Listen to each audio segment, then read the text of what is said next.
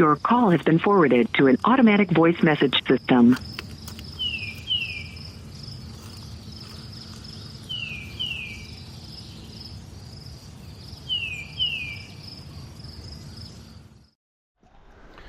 Oh, here's that point on the crossover set where the two streams meet, and this is the crossover. And I put 3 sets in here yesterday, and we've got one really nice coon, big old bruiser. He was actually probably coming from up the bank. Found the DP with a coon buster and a magnet, because these two right here, this one here full of bait, and this one here on the point is full of bait. But this just goes to show you that, you know, these are hot spots, these crossovers. You know, don't pass them up. Where you have one waterway meets another waterway, it doesn't matter. Anywhere across the country, these are going to work for you. And as you can see, that's a beauty right there. But we'll get him taken care of. It's an absolutely gorgeous day, as you can see. It's really, really nice. Really great to be out here and kicking off the year with a really nice big raccoon. Pretty awesome. Well, we're coming in here where we set yesterday, and I see one. I don't see a double though. Yep, nothing in the other one. Boy, that's another big coon. That's 2. We stopped 2 places today, but that's 2 really big coon. Nothing in this one, and the bait's still in there, but you can see I knew that trail was going to have some raccoon on it. But that one there, he's a really nice big raccoon. Pretty cool. We'll go down here and check these. I don't see anything bouncing in the 3 canine sets. They're right here. One there, nothing really working it. Got the other one right there. Yeah, looks like something might have been around it, but nothing around them too much. But right on this swamp right here, we got another dog proof over here where that trail come out of the one patch, and I don't see anything moving, so nope, nothing in it. And it's still full of bait. But well, first night along this patch of corn, and we got a nice big coon. That's a really big Pennsylvania coon. I mean, he's got the ass end of a grizzly bear. Pretty cool though. Getting our feet wet. 25, 26. That is a really nice big raccoon, and we're gonna get him taken care of. But find these trails I showed you yesterday. That thing was beat down going there about the halfway point, shortest distance between the 2 covers, or a cover and a food source, and there's our prize. We'll get him taken care of and head on up the road. Well, we've got that coon taken care of, and when you're remaking these sets, just make sure that you get all of the grass and stuff that gets bound up out of here, because you don't want that critter not having full range of motion. That's why the swivelers are on these traps. You want to make sure that they have a full range of motion, and that way that they're not tangling up and getting out, and they're also not hurting themselves. Because the swivels on here, you can see this trap just rotates, and you want to keep that grass away from being down in here to bind it up. Same as always, you're just pulling back on the trigger, get it down in the notch. It's set already. The trail's right here, you can see it. We're gonna push that in the ground right there. It's ready to go. We'll grab some, I'm not gonna put mountain man in it, we're gonna grab the coon buster and get our spoon. As always, we're just putting a tablespoon of coon buster right to about the trigger. That's all that's needed there. And we're just going to top off with our magnet trailing scent, and we are good to go. That's all we need to do. That's a remake. It doesn't take much. Trail's right here. We've got another one blocking the trail over here if two of them come by. That was a big boar, a big male right there. He's probably running by himself, but you're gonna get raccoons and running in pairs and trips and sometimes quads and even more. So gang up. If it's good enough for one trap, it's good enough for another. And we've got it reset, and we'll come back here tomorrow and hopefully have some more. This one, yeah, it looks like it's dug out a little bit. Something's been messing around it. They missed the trap though, but over here we've got beautiful gray fox. Oh man, they are so gorgeous. Man, that's a big gray fox too. Slow down, you're gonna get free pass. But that's just awesome right there. How cool is that? This is that place I set 2 days ago. We were driving in. I actually have a coyote down there where I let the gray fox and the possum go last year. So we'll get out and take care of that coyote. He's not going to get a free pass. But this area right here, we've showed it before. It's just a beautiful area. This cut through right here, I told you when I put these sets in that the wind was going to blow from the fox towards me.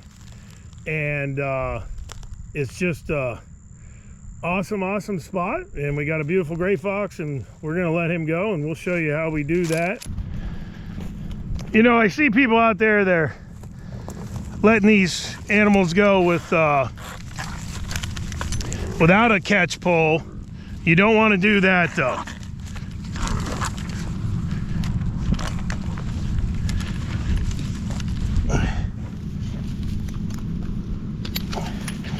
Oh, we got that fox go.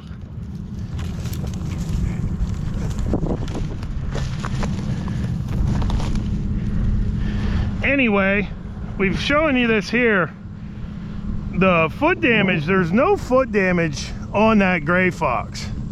You can see that pad's got no cuts, no bruises. It's just a, you know, good trap, and if you want to let a critter go like this, you can let him go. Basically, he's going to run away, you'll see. Running towards the farmer and running away. Anyway, we've got the guy coming in on the combine. Messing up my filming, but that's all right. We've got a nice gray fox to start the day with. How you doing? Good, how are you? I don't kill the fox. I actually do have a coyote down the road there. How you doing? Good, how are you? Good.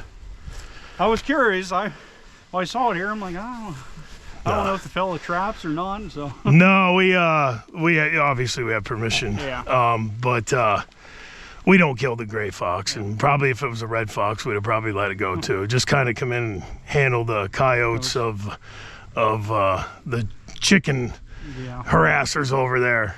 But I do have a coyote down here along the canal, and he's not going to get a free pass. He's gonna go home. So like I said, I'm gonna be out of here. You won't see me probably till next year. Yeah. Oh, now I know. I'm like, oh, that's the first time I've seen. Well, I know it got mowed down. I'm like, I just saw. Yeah, I noticed actually when I was making the sets. I noticed. I actually mentioned. You know, looks like they mowed this year, but it doesn't. It doesn't change the predator traffic. They're still going to come in around this mowed part. Yeah, I think Seth hit it, but I want to almost say he hit that earlier, and all that Japanese knotweed, it just that stuff's relentless. Yeah, it just never stops growing. No, it just never stops growing. So, but yeah, I wish you a good day. It's a beautiful day to be out here. Congratulations on the coyote. Yeah, we'll get him taken care of. And like I said, the gray fox is always, they get a free pass no matter where I'm at across the country. Yeah, and I snapped a few pictures. I'm like, he's a pretty little thing. Oh yeah, he's beautiful. I'm glad you didn't kill him. Sometimes the farmers and stuff will kill him. And no, I'm like, nah, I don't know. And like, I figured I'd ask first, and if Seth came back with no, I was probably just gonna get a hold of them and release them. Yeah. Yeah, we let the gray foxes go, but the coyote, like I said, he's not getting a free pass. While we're walking in here, when I drove by, I thought I saw a coyote in the one set. I don't know. I don't see him now. Oh, it's not a coyote. Damn it. Man, I thought it was a coyote. I told you when I was making this set that the coyotes and the foxes would run around the edges, and man, that is a really nice cat. I really didn't feel like letting one go today, but that is a big Tom. That's a big cat right there. That's high 20s.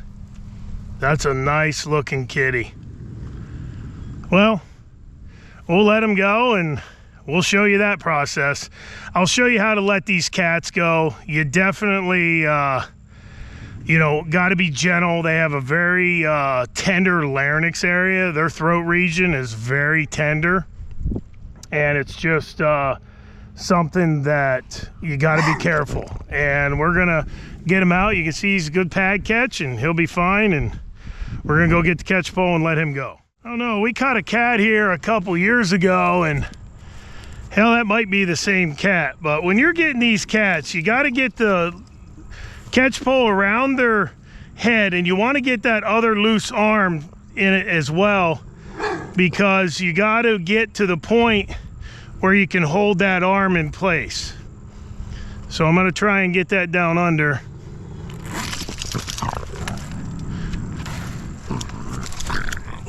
And I've got that. You got to be careful. I don't like that. That's one of the things. Take your time with this. You want to get, you can't not have that arm in there. You cannot put pressure on that larynx, because you will hurt them. Just trying to get her arm in there, and then get that up over the ears. Now that should work. All right, I've got the other arm. All right, I've got her out. Now you can see, I got her out now. You can see how I have that other arm in there. We're gonna let her calm down just a little bit. Let her catch her breath. We're gonna do our best to not get hammered here. Watch your foot. All right, she's out.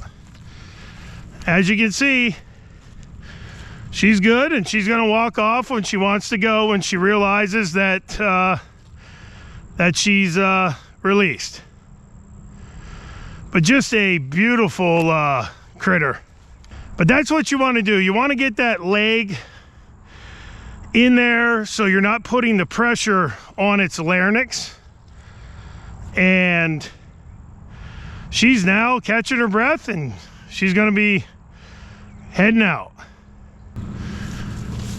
Go ahead, baby, go. All right, there she goes. Did you see that? She runs away unharmed. Well, there you go. That's pretty textbook. That one wasn't that hard. Once you get that, you know, around the neck and the loose leg, you can maneuver them and not put pressure on their larynx, and that's the biggest thing. Well, we're working into this crossover point again, and I can see him from the other side. We've got another one right here. We've got one right on this crossover. Pretty cool. You know, anytime you've got a waterway, big waterway meeting a little waterway, no matter where you're at across the country, you're going to have, actually we got a double. We got a possum too. So we've got a possum, and we've got a raccoon. And yesterday, nothing in that one today, but we had a raccoon there yesterday. So as you can see, any place that you have two waterways meet, it's going to create this crossover point. Animal highways. Animal highways, basically put your sets in accordingly. It doesn't matter what you have work in the area, whether it's beaver, otter, raccoon, possum, skunk, it doesn't matter. They're all going to work in these areas right here. And basically, we'll get these taken care of, get them reset. We've got one more night. And got the old possum and the raccoon.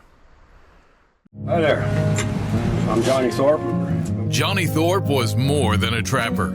He was a legend. His lure recipes were guarded, trusted, and proven in the field for generations. North American Trapper has brought them back to life, handcrafted, exactly the way Johnny made them. This isn't just lure, it's tradition. The Johnny Thorpe Collection, a legacy in every bottle. At NorthAmericanTrapper.com.